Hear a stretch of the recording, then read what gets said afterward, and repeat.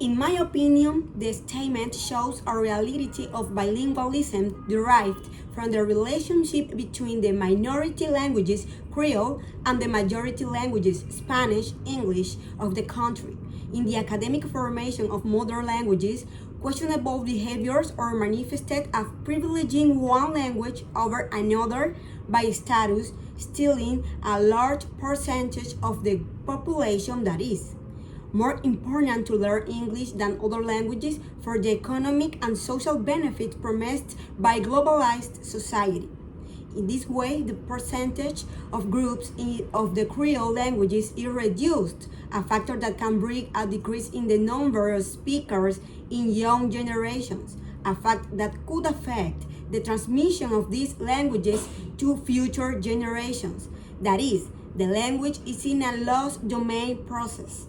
Nevertheless, this contrast concerning these languages interferes, limits, and delays the evolution of bilingualism. Firstly, in the process of achieving a more comprehensive and tolerant bilingual education, the factor of cultural contact interferes. The authors of the readings suggest working on intercultural awareness from the comparative analysis of different languages that express different cultures. Secondly, favoring the strengthening Spanish-English to achieve bilingualism limits linguistic diversity. According to the above, the authors explains that students must develop cultural sensitivity and teachers, through different methods, must promote intercultural understanding. And lastly, the country's Creole language recognition is complex and can delay learning and consolidated global language. For example, English helps to reduce barriers associated with the difficulty of communicating in different mother tongues.